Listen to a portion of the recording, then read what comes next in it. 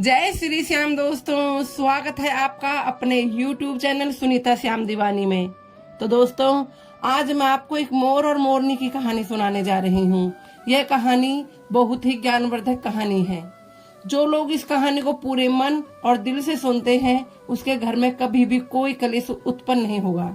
उसके घर में हमेशा सुख और शांति बनी रहेगी और माता लक्ष्मी का आगमन हमेशा बना रहेगा।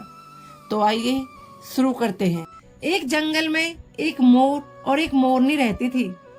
मोर और मोरनी बहुत ही हंसी खुशी जंगल में रहा करते थे। एक दिन मोरनी मोर से कहती है कि पिया जी, हमें यहाँ से चलना चाहिए। हमें वहाँ चलना चाहिए जहाँ हमारे समाज के लोग रहते हैं। मोर कहता है, हम वहाँ चलेंगे तो लड़ाई झगड़े होंगे। हम दोनों इस जंगल में कितने सुकून से रहते हैं, हमें वहाँ जाने की जरूरत क्या है। लेकिन मोरनी जिद करने लगती है और मोर भी मान जाता है और वो दोनों उड़कर एक नगर में आ जाते हैं। उसी नगर का राजा पशु पक्षियों की भाषा को आसानी से समझता था। उस राजा ने करा शास्त्र की पढ़ाई कर रखी थी। करा शास्त्र का मतलब यही होता है कि पशु पक्षियों की भाषा को समझ पाना। वह राजा सभी प्रकार के पशु पक्षियों का आवाज को समझ पाता था और जीव जंतु की आवाज को आसानी से समझता था कि वह क्या कर रहा है।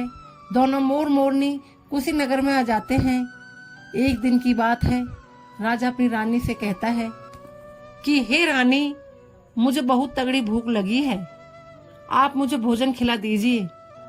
राजा की रानी 36 प्रकार का भोजन बना करके एक हाथ में पानी का लोटा और दूसरे हाथ में खाने की थाली लेकर राजा के समक्ष पहुंचती है।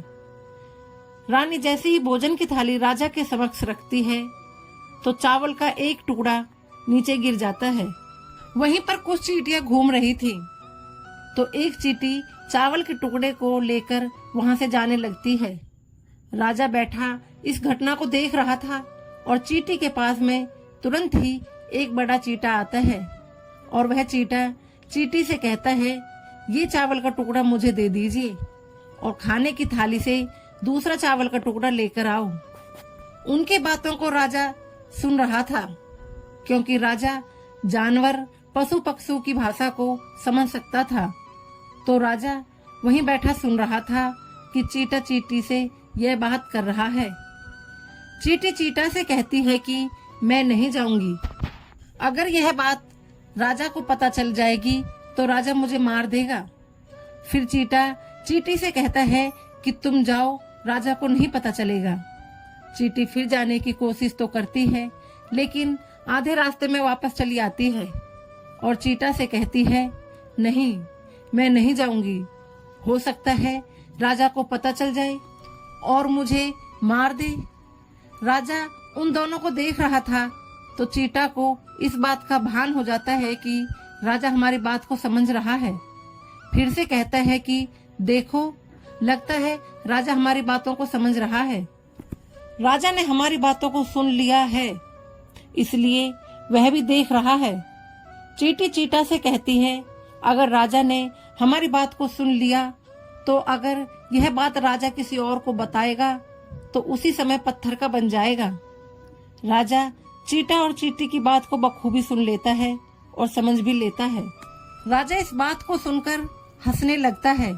जैसे ही राजा को हंसी आती है, उधर राजा की रानी रसोई से बाहर आती है। वह जैसे ही रसोई से बाहर निकलती है, उसे राजा हंसता हुआ दिखाई देता है। रानी राजा को हंसते हुए देखकर सोचने लगती है कि शायद मुझसे कोई गलती हुई है, इसलिए राजा साहब हंस रहे हैं। रानी राजा के पास आती है और कहती है, महाराज, क्या मुझसे कोई गलती हुई है कि आप इतने जोरों से हंस रहे हैं? राजा रानी से कहता है कि नहीं नहीं, ऐसी कोई बात नहीं है, बस यूं ही हंसी आ गई। रानी जिद करने लगती है और कहती है, आपको मुझे बताना ही पड़ेगा कि आप क्यों हंस रहे थे। राजा बार बार मना करता है क्योंकि राजा को पता था कि चींटी ने क्या कहा है कि अगर मैं चींटी वाली बात किसी को बताऊंगा तो मैं पत्थर का बन जाऊंगा। इसलिए राजा रानी को यह बात नहीं बताना चाहता था। लेकिन रानी बार बार जिद करती है और कहती है कि आपको मुझे बताना ही पड़ेगा कि आप क्यों हंस रहे थे। अगर आप मुझसे सच्चा प्रेम करते हैं, अगर आप मुझे अपना समझते हैं, तो आपको यह बताना ही पड़ेगा कि आप क्यों हंस रहे थे। अब राजा बड़े ही धर्म संकट में पड़ जाता है। राजा सोचता है यह बात रानी को बताऊंगा तो मैं पत्थर का बन जाऊंगा, और फिर सोचता है और मैं नहीं बताऊंगा तो रानी का विश्वास खत्म हो जाएगा। रानी बहुत जिद करने लगती है। कहते हैं ना, 13 हट और 12 हट बहुत तगड़ी होती है। इन दोनों हट से बच के रहना चाहिए। रानी के 13 हट के सामने राजा को झुकना पड़ता है और राजा रानी से कहता है कि ठीक है, अगर यह बात मैं आपको बताऊंगा तो बाद में आपको पछताना पड़ेगा। रानी कहती है अभी तो आप कह रहे थे कि कोई बात नहीं है और अभी आप कह रहे हो कि मुझे पछताना पड़ेगा। रानी कहती है जरूर कोई बड़ी बात है, और रानी ज्यादा जिद करने लगती है। तब राजा कहता है ठीक है, अगर आप नहीं मान रही हैं तो चलिए मैं किसी जंगल में यह बात बताऊंगा। राजा रानी रथ पर सवार होकर जंगल के लिए निकल जाते हैं। जैसे ही वह घनघोर जंगल में पहुंच जाते हैं, तब राजा सारी बात रानी को सुनाने लगता है। जैसे ही राजा थोड़ी थोड़ी बात रानी को सुनाते गया और राजा धीरे धीरे पत्थर का बनता गया। जैसे ही राजा ने आधी बात रानी को सुनाई, राजा आधा पत्थर का हो गया। राजा फिर रानी से कहता है मैं धीरे धीरे पत्थर का बनता जा रहा हूँ, बाद में तुम बहुत पछताओगी रानी। रानी कहती है कि हे राजा साहब, थोड़ी सी बात बची है, आप उसे भी सुना दीजिए। राजा पूरी बात बता देता है और राजा पूरा पत्थर का बन जाता है। रानी के जिद के कारण राजा पूरा पत्थर का बन जाता है। रानी रोने लगती है। रानी उस पत्थर को हिलाने की कोशिश करती है, लेकिन भारी भरकम पत्थर कैसे हिला पाती, क्योंकि राजा बहुत ही भारी था।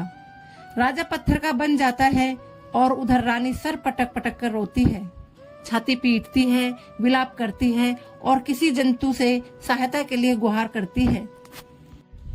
इस पूरी कहानी को मोर और मोरनी देख रहे थे। रानी को देखकर मोर और मोरनी को दया आ जाती है। मोर मोरनी से कहता है कि यह होता है 13 हट। आपके इस 13 हट की वजह से हम जंगल में कितना खुशी खुशी रह रहे थे, वहां से हम यहाँ चले आए। मोरनी मोर से कहती है कि प्रिय, यह रानी बहुत दुखी हो रही है, हमें इसकी सहायता जरूर करनी चाहिए। यह इतना विलाप कर रही है, हम ज्यादा तो सहायता नहीं कर सकते, लेकिन कम से कम इसको धीरज तो दे ही सकते हैं, यानी इसको दिलासा तो हम दिला ही सकते हैं। यही सोचकर मोर और मोरनी उस रानी के पास जाते हैं और जाकर रानी से कहते हैं कि रानी साहिबा, जो हुआ है वह बहुत गलत हुआ है, लेकिन आप जरा धीरज रखिए, अपने आप को थोड़ा संभालिए। आपके पीछे पूरा राज्य है, राजा तो पत्थर का हो चुका है, अब आपके राज्य का कारोबार आपको ही संभालना है। रानी मोर मोरनी की बातें सुनने के बाद कहती है कि भाई मोर मोरनी, मैं अपने आप को कैसे संभालूं, क्योंकि अब तो मेरा संसार उजड़ गया है, क्योंकि मेरा पति परमेश्वर पत्थर का बन चुका है। अब मैं क्या करूं? रानी की यह बात सुनते ही मोरनी के मुख से निकल जाता है कि राजा पत्थर के कैसे हो गए। रानी वही बात बताने लगती है जो राजा ने चींटी वाली बात रानी को बताई थी। रानी वही बात मोर और मोरनी को बताने लगती है और रानी भी धीरे धीरे करके पत्थर की बन जाती है, और राजा तो पत्थर का हो ही चुका था। जब राजा और रानी दोनों पत्थर के हो जाते हैं तो मोर और मोरनी को भी चिंता सताने लगती है। मोर और मोरनी बहुत दुखी हो जाते हैं कि अब हम पर भी भारी संकट आ सकता है। मोर और मोरनी को यह बात सताने लगती है कि हम भी पत्थर के नहीं बन जाएं, क्योंकि राजा भी उसी चींटी वाली बात से पत्थर का हो चुका है और रानी भी उसी चींटी वाली बात से पत्थर की हो चुकी है। और मोर मोरनी से कहता है कि हम पर भी खतरा मंडरा रहा है, क्योंकि इस तरह से कोई भी बात नहीं है जो तुम्हारे मुंह में रह सके। मोरनी कहती है यहाँ से हम दूर चले।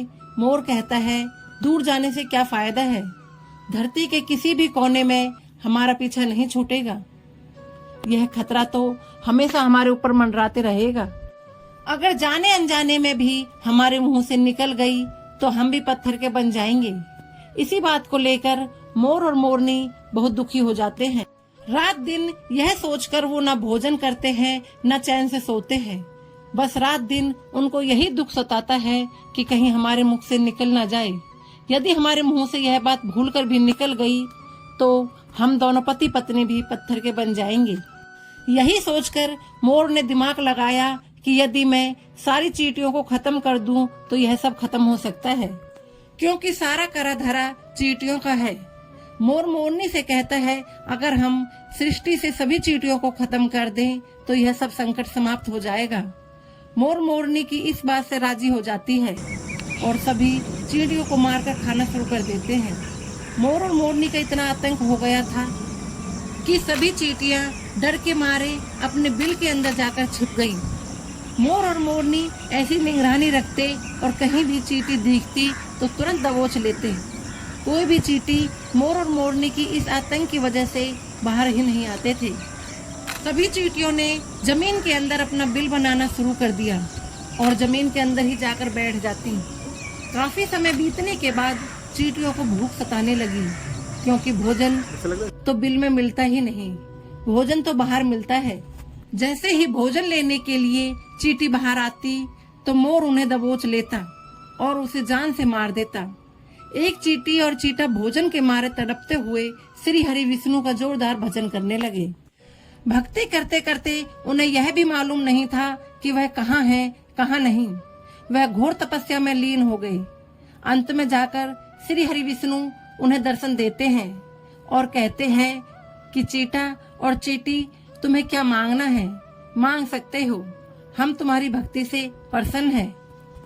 क्योंकि चीटा और चींटी ने निरंतर भक्ति की थी, नहीं कोई जल ग्रहण किया और ना ही कोई और, इसलिए भगवान विष्णु बहुत जल्दी प्रसन्न हो गए। वहाँ चीटा और चींटी न जाने कितने दिनों से भूखे और प्यासे थे। दोनों एक ही बात कहते हैं कि हे प्रभु, अगर आप हमें वर देना चाहते हैं तो हमारे पेट में गांठ लगा दीजिए। उन्होंने सोचा, अगर हमारा पेट ही नहीं होगा तो हम बाहर क्यों जाएंगे और मोर मोरनी हमें नहीं खाएंगे। इसलिए उन्होंने मांगा कि हे प्रभु, हमारे पेट में गांठ लगा दीजिए। भगवान विष्णु कहते हैं तथास्तु, और चींटियों के पेट में गांठ लग जाती है।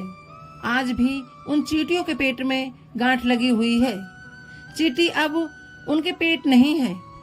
फिर चीटा और चींटी भगवान विष्णु से कहते हैं, हे प्रभु, हमारे पेट में तो गांठ लग गई है, लेकिन अभी भी हमें मोर और मोरनी से खतरा है।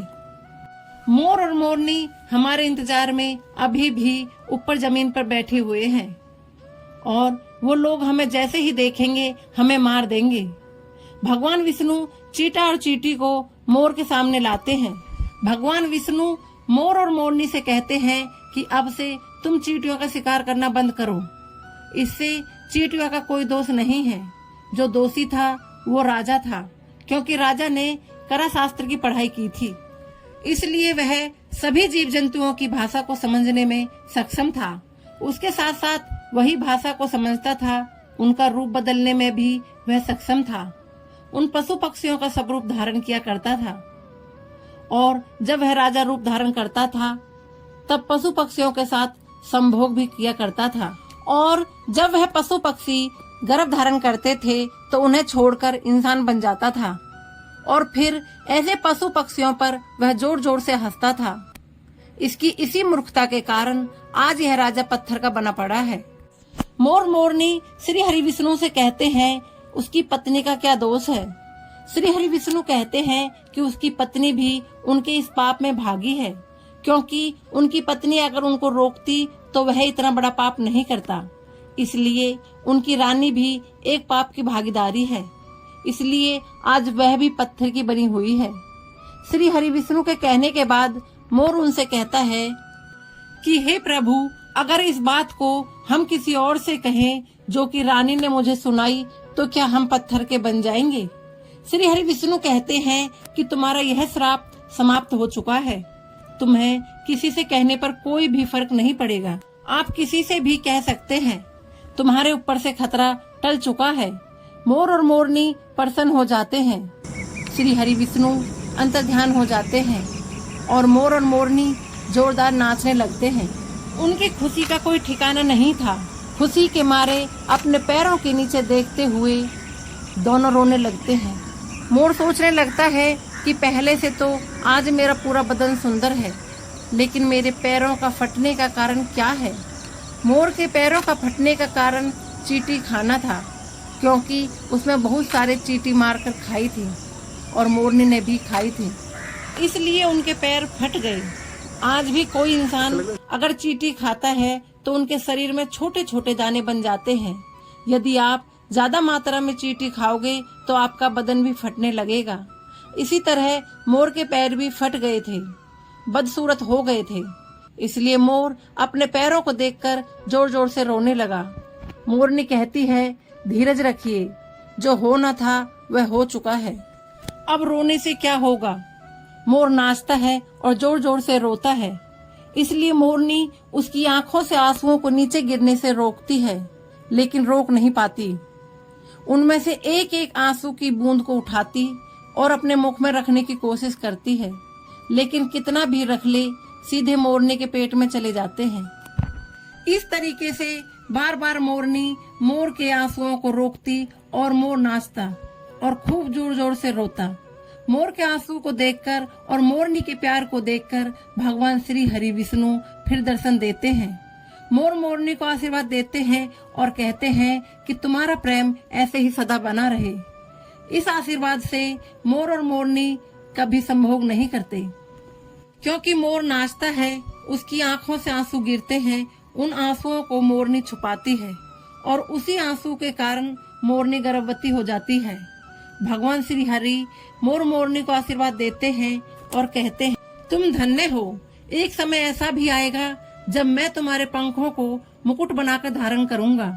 इसलिए कहते हैं कि जब श्री कृष्ण के रूप में श्री हरि धरती पर आए तो मोर मुकुट के साथ आए थे। तो दोस्तों, ये थी हमारी आज की कहानी। आज की कहानी आपको हमारी कैसी लगी हमें कमेंट करके जरूर बताएं और हमारी अगली कहानी के लिए हमारे चैनल को सब्सक्राइब करना ना भूलें। जय श्री श्याम।